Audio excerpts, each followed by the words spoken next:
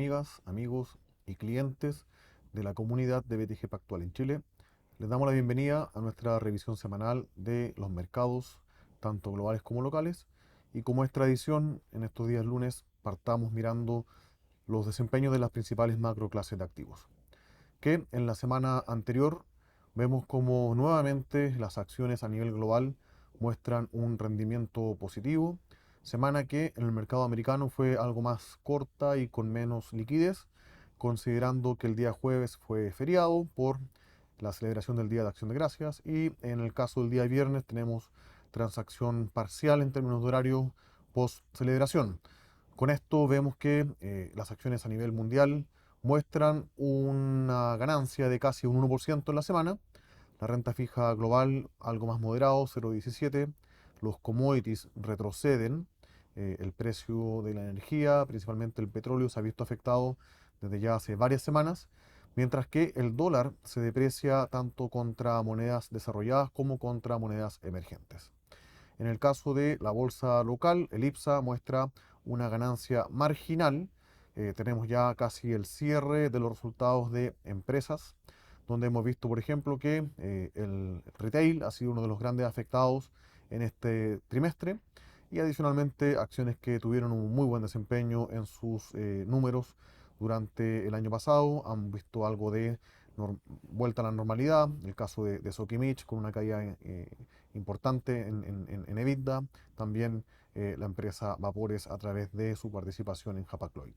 La renta fija en Chile de a poco empieza a recuperar parte de lo perdido durante el año, tiene un rendimiento de 0,38% en la semana, mientras que el peso chileno muestra una apreciación relevante, 1,84, y se empieza a consolidar esta transacción en torno a los 870 pesos por dólar. Cuando miramos el año 2023, el panel inferior del gráfico, vemos que las acciones globales llevan una rentabilidad de 16% en lo que va del año, la renta fija casi plana, los commodities negativos menos 10% y el dólar a nivel global pasa a terreno negativo, se deprecia 0,61%. En el gráfico en particular vemos cómo la línea azul nos muestra el rally que ha experimentado la renta variable a nivel global desde principios de mes. Esto es casi todo noviembre, donde ha tenido un rendimiento de casi 9% y ya en base a algunos análisis que son estadísticos, típicamente se espera que diciembre también sea un mes positivo para las acciones a nivel internacional. Si vemos el detalle, los mercados fuera de Estados Unidos son los que tuvieron el mejor rendimiento, al menos en el mundo desarrollado. Vemos como Europa, esto es una mezcla de apreciación en bolsa como también de moneda, tiene un rebote de 1,5%, el Reino Unido también 1,41%, mientras que Japón, que ha sido una de las mejores clases de activos en términos de bolsa en lo que va del año, muestra algo de estancamiento ya un par de semanas donde ha tenido un rendimiento subpar en relación a sus comparables del mundo desarrollado. En el caso de mercados emergentes, algo más contenido también el rendimiento de la semana pasada, donde destaca nuevamente Latinoamérica con una rentabilidad de 0,64%, convirtiéndose en la mejor región a nivel global en lo que va de este año 2023. Por el lado de la renta fija internacional, se repite la tónica, vemos que el mercado latinoamericano, denominado en dólares, tiene el mejor rendimiento, esto es 2,04%, por encima de lo que fue mercados emergentes globales, esto es bonos denominados en dólares de países que están en el mundo emergente, 1,79 en su medición de high yield y 0,48 en el caso de investment grade. A nivel de monedas, ya lo había adelantado, el dólar sigue con esta senda depreciativa que parte más o menos a principios de octubre. Vemos cómo se deprecia contra prácticamente todas las monedas desarrolladas, destacando el dólar en Nueva Zelanda, también en Australia y la libra en el Reino Unido, con los avances de más de un 1%, mientras que a nivel de mercados emergentes, el peso colombiano, el real y el peso chileno sobre todo destacan con su avance en relación al dólar en la semana que terminó el viernes pasado. Por último, a nivel de commodities, tenemos por el lado de los metales una apreciación de prácticamente todos. Destaca aquí el hierro, que de alguna forma se ha convertido en el mejor metal en lo que va del año. También hemos visto anuncios de ayuda fiscal o algunos paquetes de estímulo por parte de la autoridad central en China que van direccionados a la recuperación del sector inmobiliario, esto es, otorgamientos de créditos a usuarios del sistema con algunas restricciones para los bancos que son un poco más permisivas, esto es sin constituir garantías y esto se espera que en el corto plazo libere capital que está congelado en este tipo de sector por parte del canal financiero para que efectivamente se recupere de cara al año 2024. En cuanto a las noticias de la semana, ambas relacionadas con la actividad. Primero, actividad a nivel global. Vemos que los datos de PMI a nivel internacional y en particular en Estados Unidos muestran una moderación en el margen. Si tenemos que separar dos capítulos de la historia en el año 2023, podríamos decir que a la derecha la manufactura, en torno a estas encuestas que se elaboran a gerentes de empresas, estamos en terreno recesivo prácticamente en todo el mundo. Estados Unidos es el único que mantiene una lectura sobre 50 puntos en esta medición en particular, junto con Japón, que es la línea divisoria entre lo que se podría esperar de aceleración de crecimiento para los próximos 6 meses o un enfriamiento para los próximos 6 meses. Europa viene marcando una lectura bajo 50 puntos desde hace ya varios meses y de alguna forma esto conversa también con el magro crecimiento económico que hemos visto en la región europea, que adicionalmente en algunos países tiene mayor dependencia del sector de manufactura en su economía como un todo. Por otro lado, vemos que en el gráfico de la izquierda, la misma encuesta PMI, pero ahora a empresas del sector de servicios, que en particular en Estados Unidos tienen un peso mucho mayor que la manufactura en el agregado. También vemos que la tendencia ha sido a la baja. Acá vemos que en los últimos 4 o 5 meses hemos pasado de un promedio de 53, 55 puntos a eh, eh, mostrar una lectura en torno a 50 puntos ahí casi estancado hacia los próximos 6 meses, con la excepción de Europa que sigue con una lectura bajo 50 puntos. Así que de alguna forma vemos que el boom de crecimiento que tuvo Estados Unidos el año 2023 se está moderando en el margen. De hecho, cuando vemos las estimaciones de crecimiento del consenso de economistas que publica en Bloomberg, vemos que Estados Unidos sigue dominando en cuanto a las estimaciones para el año 2023, 2,4% es lo que se espera, muy por encima del resto del mercado, seguido por Japón y eventualmente Australia, pero el resto de las economías, principalmente en Europa, creciendo prácticamente cero.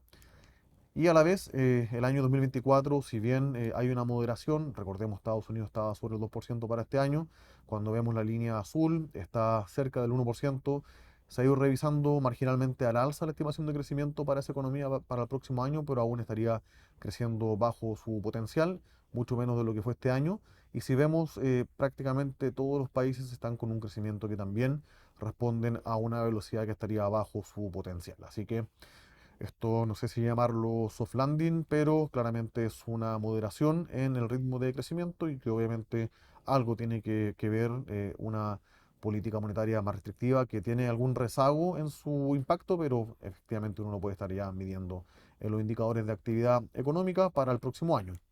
Y hablando de actividad económica, tuvimos la publicación también en la semana del PIB para el tercer trimestre, perdón, en Chile.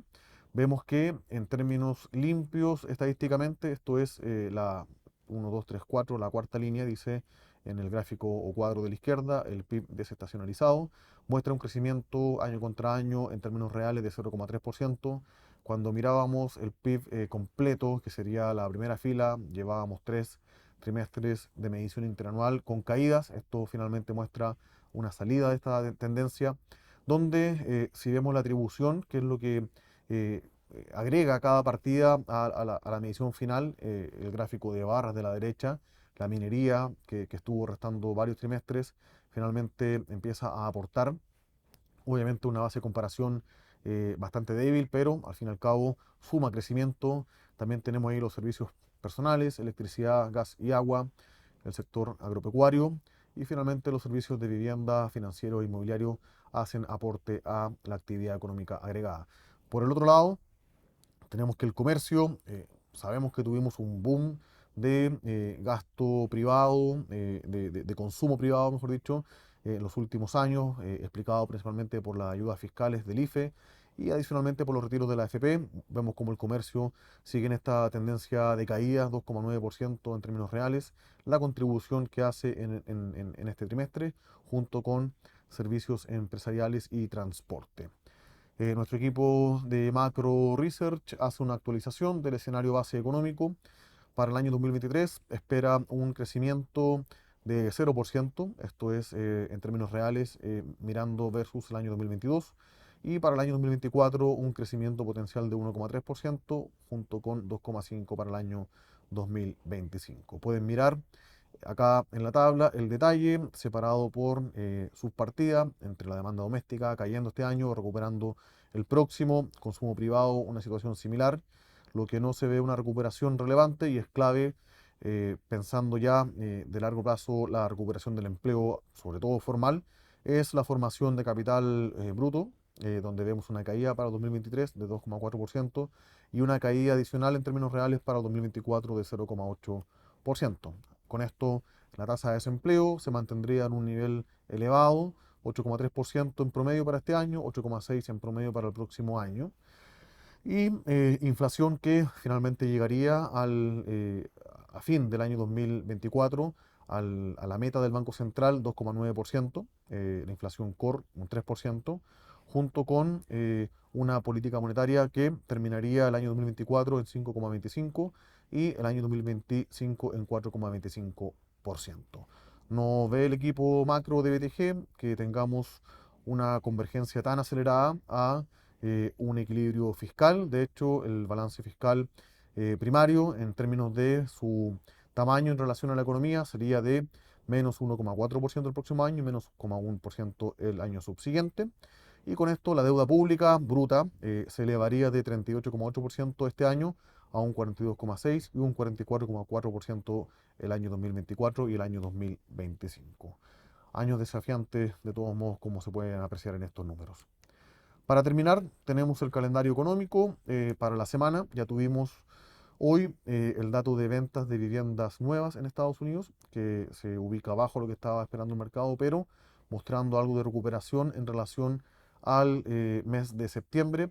Hemos visto principalmente en el mercado de ventas de viviendas usadas, que tiene un peso mucho más relevante que el de viviendas nuevas, una caída significativa, esto provocado principalmente por el aumento de las tasas de interés y también en los precios de la vivienda. Para el resto de la semana tendremos los agregados monetarios en la eurozona, la confianza del consumidor elaborada y publicada por el Conference Board en Estados Unidos. En Chile, el dato de desempleo para el trimestre terminado en octubre, los inventarios mayoristas y el PIB anualizado en el tercer trimestre para Estados Unidos, junto con la producción industrial y la encuesta de manufactura en Japón y China. Día jueves, datos de inflación al consumidor en la eurozona, ventas de retail en Chile y tanto ingreso como gasto personal en Estados Unidos, junto con el PMI de manufactura en China. Para terminar la semana tendremos en Chile el IMASEC al cierre de octubre, en la eurozona el PMI de manufactura, también en el Reino Unido, la producción industrial en Brasil y en Estados Unidos también datos de manufactura, tanto a través de la encuesta PMI como el ISM. Eso es por esta semana. Como siempre, agradecemos que se conecten a las redes sociales, que revisen nuestros contenidos, también atiendan nuestros webinars y revisen nuestros informes. Como siempre, estamos disponibles para cualquier pregunta. Muchas gracias.